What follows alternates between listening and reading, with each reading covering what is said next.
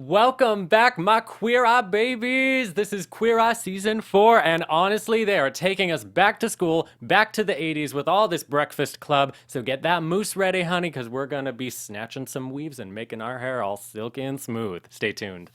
You're tuned in to AfterBuzz TV, the ESPN of TV talk. Now, let the buzz It's back! Yes, the drought honey. is over. Gays rule the world. Hi, guys. Welcome back to Queer Eye Season 4. Oh my god, guys.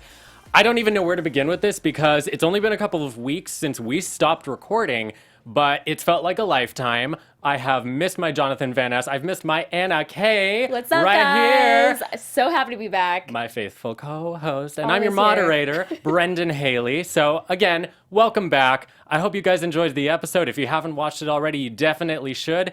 Queer Eye, Season 4, Episode 1, without further ado. What were your initial thoughts of this, Anna Kay? I thought it was a great way to get back into Queer Eye. Jonathan Van Ness, it was like his show, and who doesn't love that?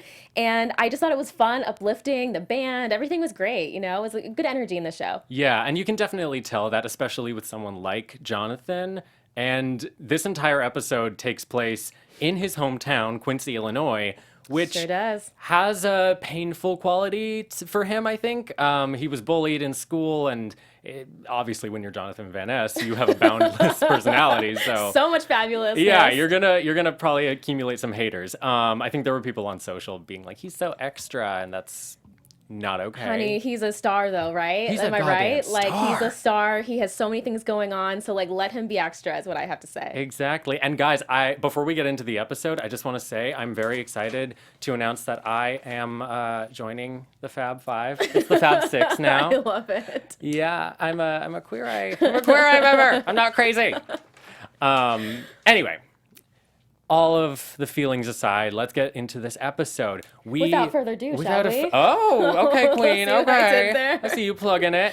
All right. So, without further ado, delves into Jonathan's backstory very heavily. It's a bit more of a commercial episode. It's, in a way, I felt like it was kind of a promo for the rest of the season. Sure. More than an in-depth episode. But we're making over our hero of the week, who is Jonathan's orchestra teacher, Yes, Kathy, honey. And let me just start by saying, I love her, but that hairstyle. Tragic.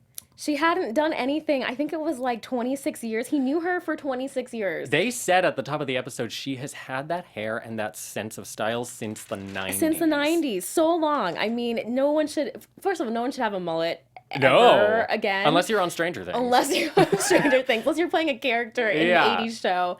And but her heart just sings through, and I feel like the hair was just sort of her comfort zone. It was a way for her to feel comfortable in her own skin. No, I totally get that. And it's hard to break out of old habits, especially when you're working all the time. Mm-hmm. And that's what Kathy's problem was, I felt. She doesn't have time for her personal life. She shops online at She has home. a cot in her office. She has a cot I mean, in her come on. She office. leaves at 10 p.m. sometimes. Some of the kids, there are rumors that she stays until midnight. It's a real struggle, and I know plenty of people who live just like that, Yeah. although they don't have 1920s German prostitute hair. Oh my God. It looks The like shade. it. What? It's not shade. It's just true. The like buns or rolls on top. I'm sorry. I have a lot of feelings about it. However, she is so selfless. The lack of self-care is because she is so selfless. No, it's true. It's a beautiful quality to watch develop. Well, not even develop, but be shown further throughout the episode.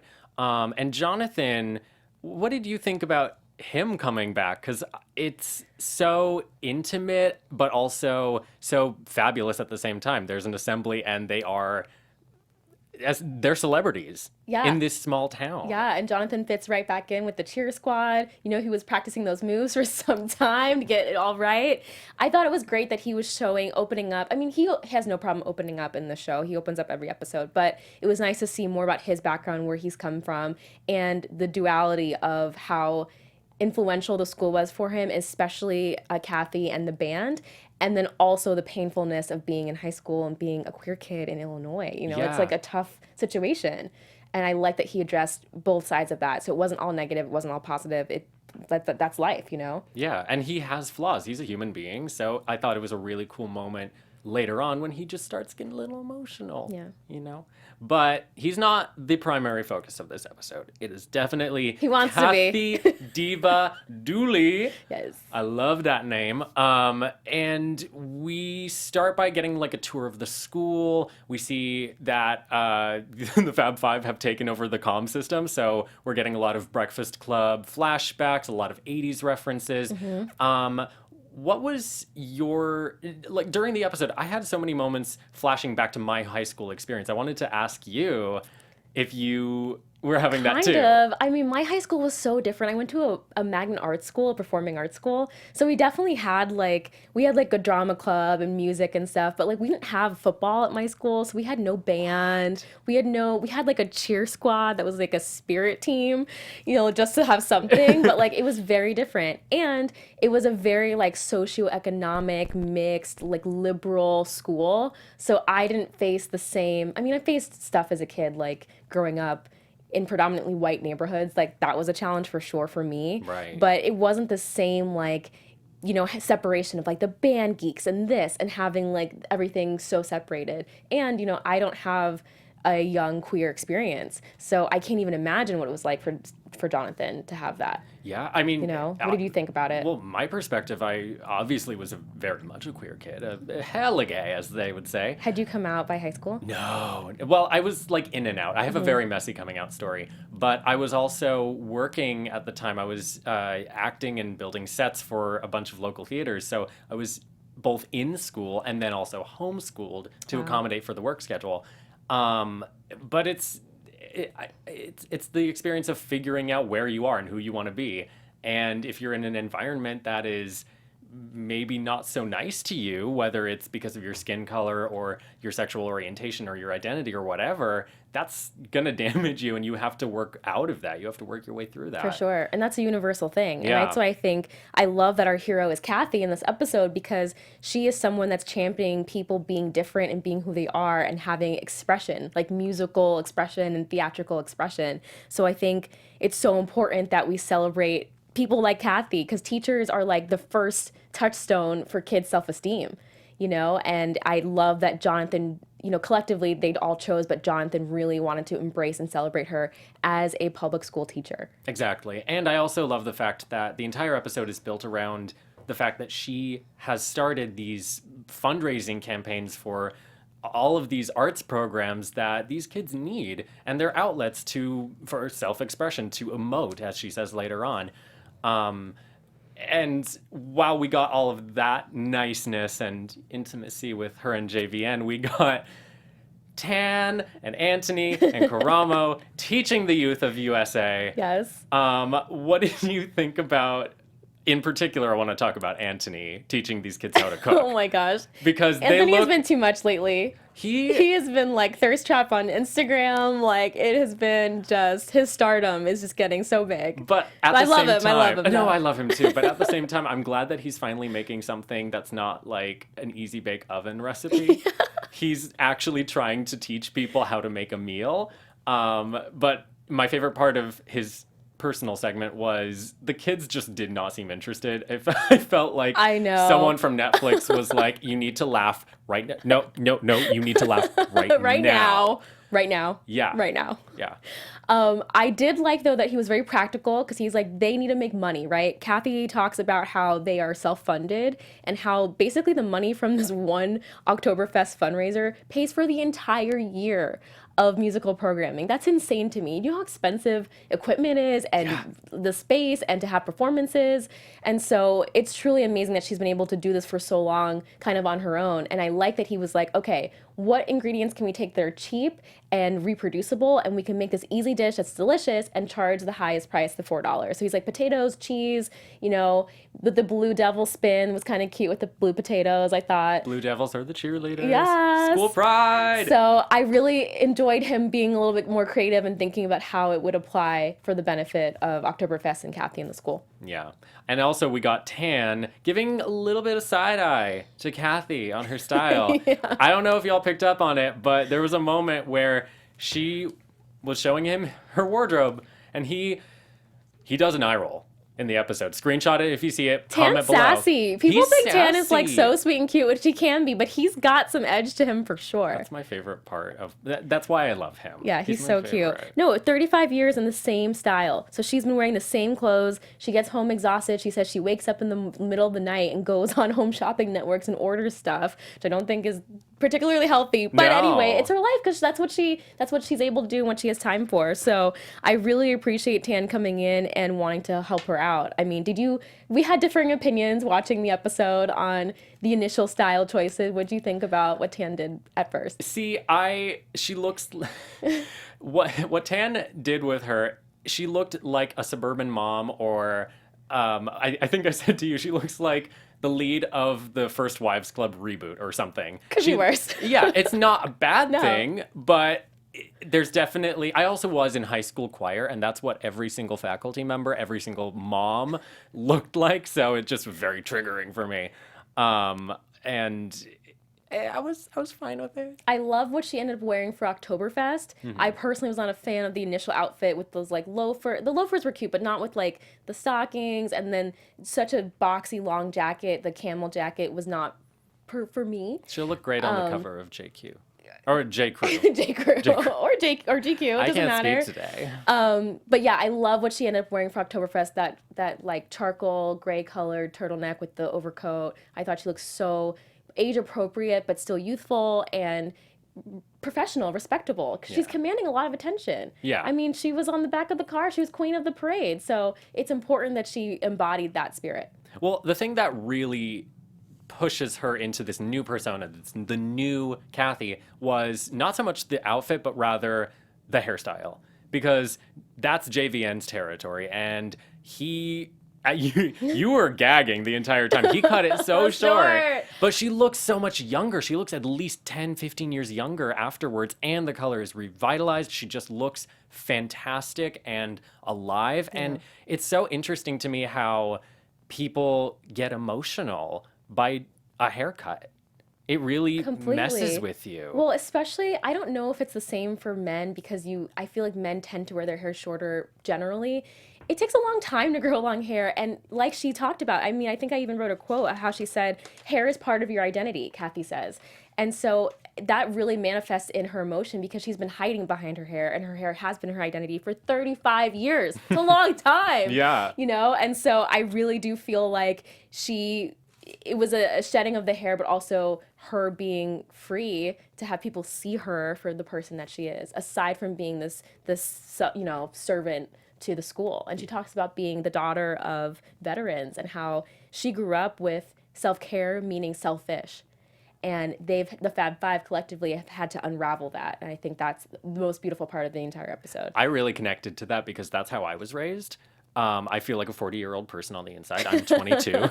But I was watching her talk about that a little bit more, and I felt such a connection to it, because there is something that you have to learn at some point in life. It's okay to be selfish, or at least in a positive way. You can care for yourself. You can care for yourself. That's the whole vibe of the show, and that's what I love so much about Queer Eye. Completely. Yeah, and I was. But the hair thing, yeah, it's the a real hair thing thing. got me. Getting your hair cut, it's a big deal. Losing hair. I went through a hair transition where I went from like chemically processed hair to natural hair, and I want to see before and after. That was like many tears alone in the bathroom, at home. So I totally respect and understand the inner turmoil she was going through. But that bob looks fierce. That bob is JVN great. did an amazing job. The color looks like a Disney I didn't know film. how he was gonna like deal with this mullet situation. I was like, is he gonna bring it all short, keep her with long bangs, and try and grow it out, extensions? Like, I wasn't sure which way he was gonna go. And I love that he went with a short crop that she can take care of. And I told you when we were watching this episode, I love that they didn't put makeup on her. Yeah. I love that wasn't part of the styling and the grooming, because that's not who she is. I think the heroes of the week are starting to get a lot more bold on the show. I think they're starting to be like, no, I want to stay this way. I want to keep this, and this, and you can mess with everything else. Yeah, it was Which I very respect. empowering. Yeah. But that aside, we also got Karamo teaching some students. We never got names, so Culture. who knows about culture. And one of the students, I was kind of amazed. One of the students was like, oh yeah, culture, that's that thing, that's the Middle East, isn't it? And I don't know what the school system is teaching them, but no, there's a lot more. But the point is, Karamo was teaching the kids about culture, especially culture at a school, and how that affects people, how you deal with it on a daily basis, and bringing it back to Kathy, how she's had to deal with culture and culture changing over decades. Yeah, absolutely. And what did you think about, I love what they mentioned here, talking about how she should go experience culture so she can bring it back to the kids.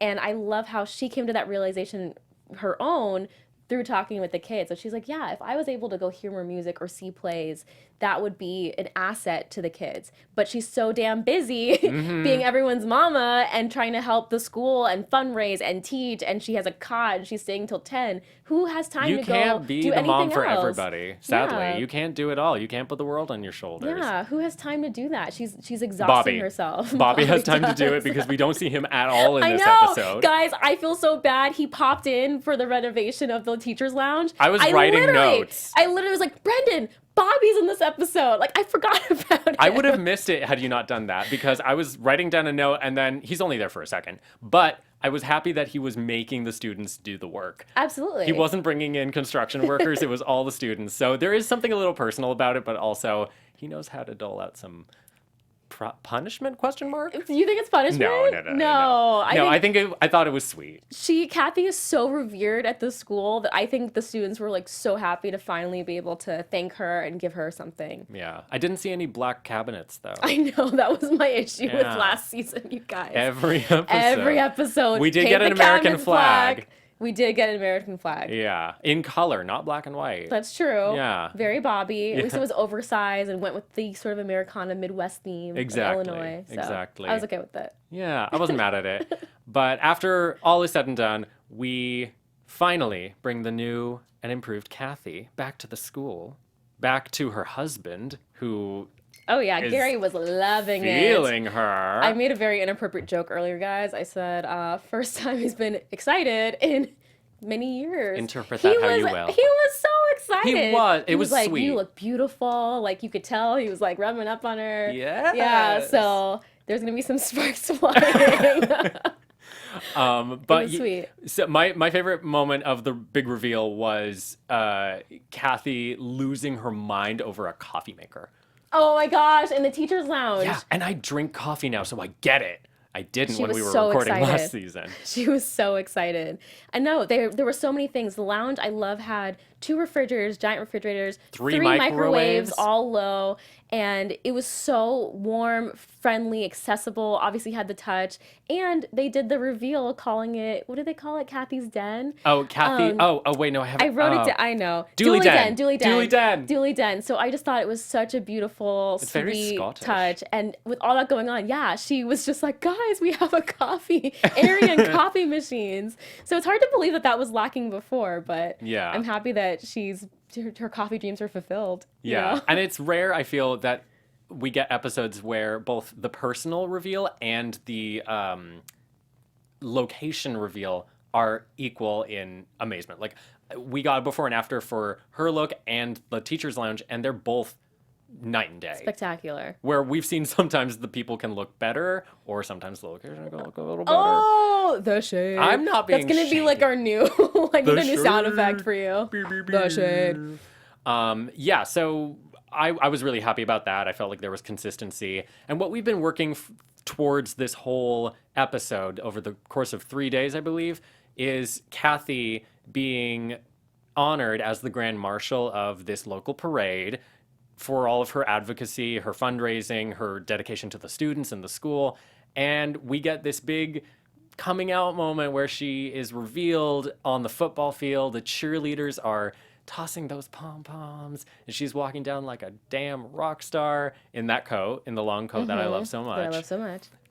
And then we cut to the parade route where she's living Her best life. Her best life. Gary's driving her in that Ford Mustang. Oh, I didn't even notice that was Gary. Yeah. Oh, he gets her in and he's driving her and you can see her waving. At one point, she tells a student or someone on the sidelines, like, oh, you don't even recognize who I am. She knows everybody on the street, too. She knows everybody. It's so sweet. And I see why she is the leader of this and why it's so important for her to represent the school and raise money for a cause she really believes in. Yeah.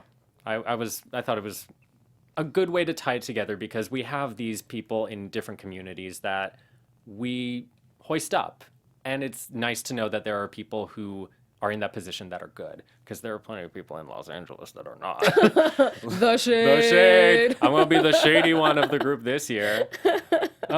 Well, what say you to a special segment? Special segment? Is it time? Is it time? I think it is. Okay, so I'm very excited because this episode brought us back to high school and everyone's high school experience was different. But I want to do a little recast moment, okay? Yes, so, queen. yes. So I want to do a little recast. Was that Steph? It Our sounded producer? like her. Oh my It sounded like God. her. So I want to do recasting the Fab Five. And then let's do a little recast on each other. Oh, God. Yeah.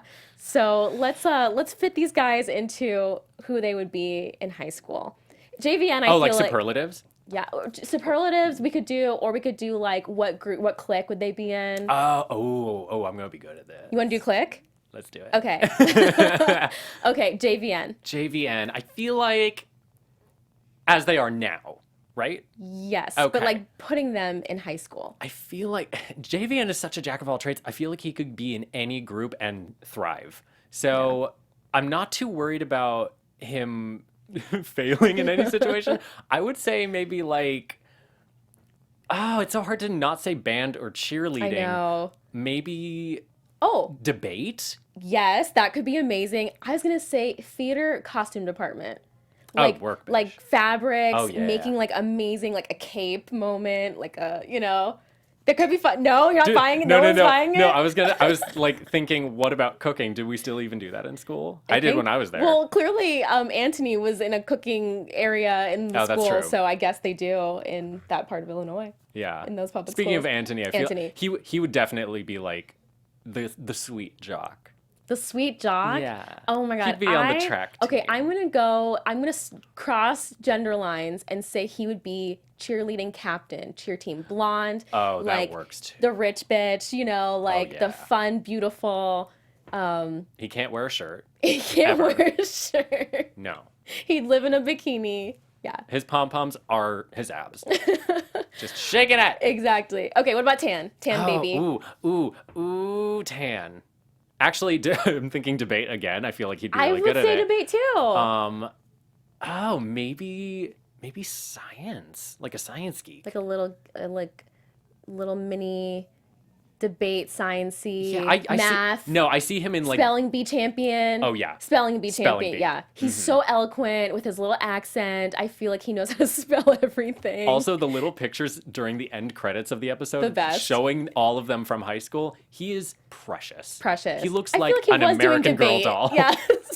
I feel like he was doing debate in like the 8th grade. Yeah. Okay, perfect. No, he went to British school. We don't know. They're much classier than we are here. They definitely are. We Yeah. are trash. Yeah. Karamo. Oh. Karamo. Karamo. Let's do Karamo. Okay. 'Cause Bobby always I want to comes go last, with like a unfortunately. sports star. I want to say like star baseball athlete or something, or star football player.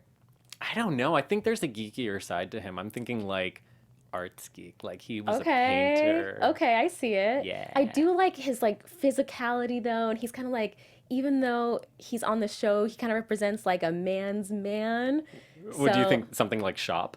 Like wood shop? Oh yeah, maybe getting his hands dirty, Yeah. cutting some wood. Sounds Cut- good. Cutting some Ayo. wood. Oh, a dap like Charles would. Oh, I'm so happy he's not here to do that, guys. All right, You have no Bobby. idea. Last but not least, even though Bobby. he's sort of always last in my mind. Just kidding. The shade. No, I love Bobby. No, I do love Bobby. Yeah. And this episode, he really got to shine.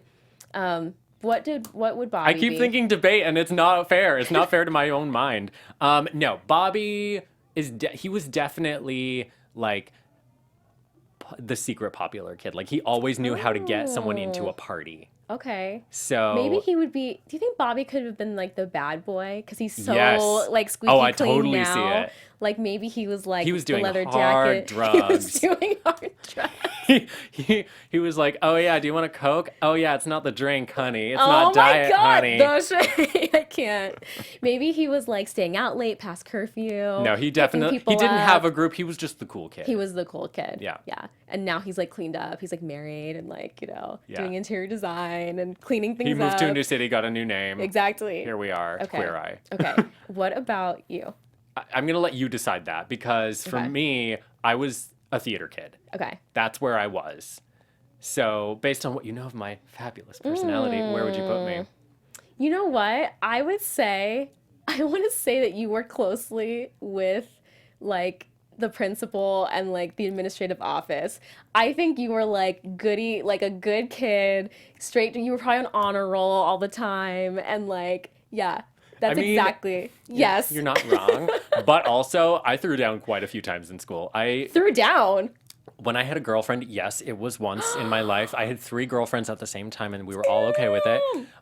No, there was this kid that was bullying her, and I beat him up with one of those like soft insulated lunchboxes. Oh my God. And I got away with You're it. savage. I was defending a good lady who Okay. also Chivalrous. Yeah, we were both LGBTs and we just didn't know it yet. So, Wow. representation. We stick together. Amazing. What about you? What were you, Anna Kay? Okay, so I was an artsy kid. I went to an art Uh-huh. school, so I was a visual art. I did like painting and drawing and Yeah. stuff, and I did ballet for years, like until I was like 18.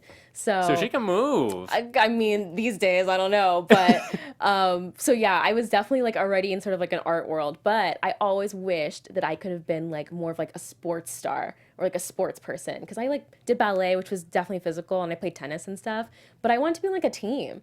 So I don't know, like I'm trying to think of like what volleyball or like swim team or something like that would have been cool. I could see sports, but I also could totally see you being like all up in that literature life. I was pretty like Yeah. nerdy into it, yeah. Like you could definitely just cite off any line of Shakespeare and be like, "Do you know it?" No, because you're what? Uncultured. I didn't throw shade in high school though. I throw more shade during this panel than anything. It brings it out. But yeah, it was a fun time. I personally had a really good high school experience, and this episode brought me back to more of my positive moments. Yeah. Yeah. Although it's challenging for everybody. And that's why this show is so universal, you know? Look, life throws a lot of trials and tribulations at you, but without further ado, that's life. That's life. All right, cool. Should we talk top 3 moments? Let's do it. What are we feeling? Top 3 episodes of Queer Eye? Okay, so we're super excited. This is going to be our top 3. These are the best episodes that we think, just our opinion, of Queer Eye as a series. So I was going to say the episode Camp Rules. Oh, with Bobby. With Bobby. Where he's like in the church and he's outside the church and he can't go in. Yeah, and Yeah. we really, and again, for someone who, and I know I'm going to get shade for this, Bobby, I really like him and respect him. He's not my favorite character, and I feel like sometimes he gets sort of lost in the shuffle, and even though his design work is so strong, we don't get to hear about him personally.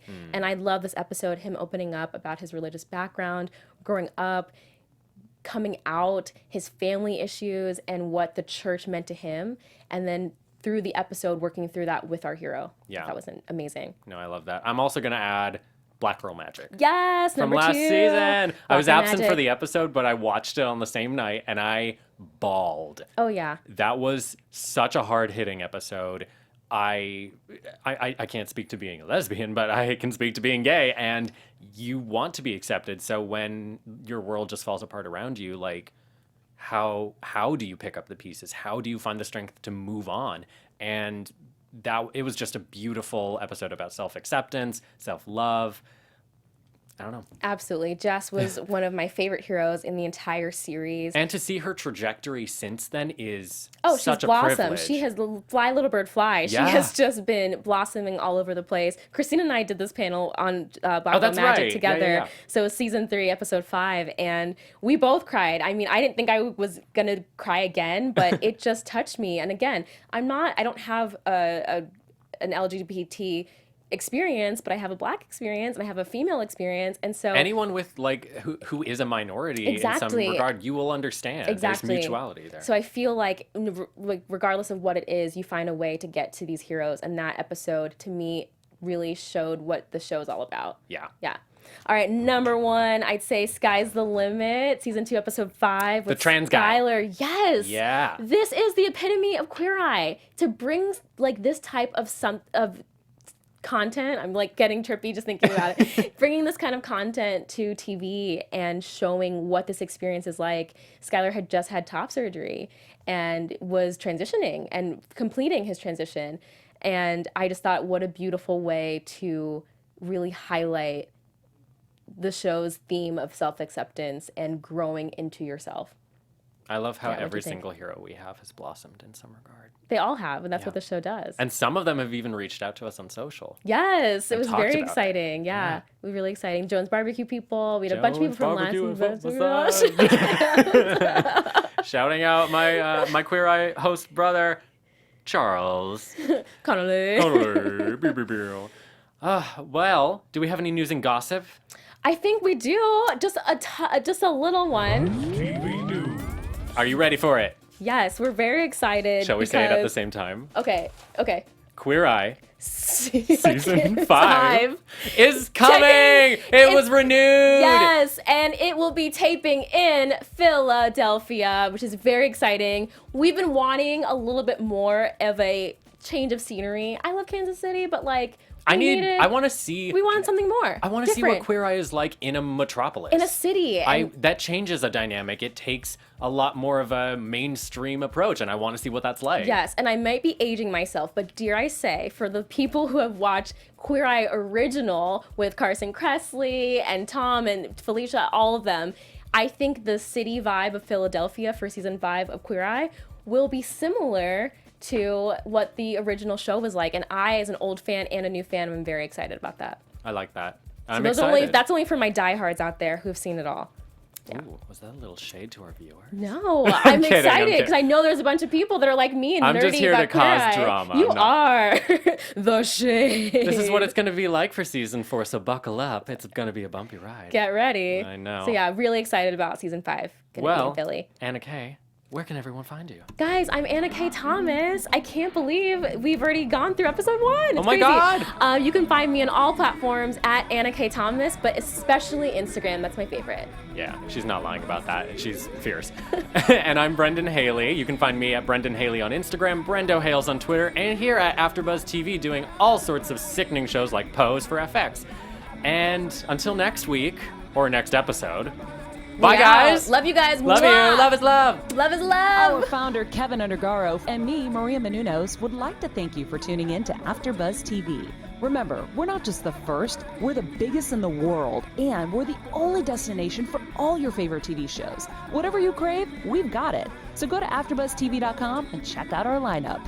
Buzz you later. The views expressed herein are those of the hosts only and do not necessarily reflect the views of AfterBuzz TV or its owners or principals.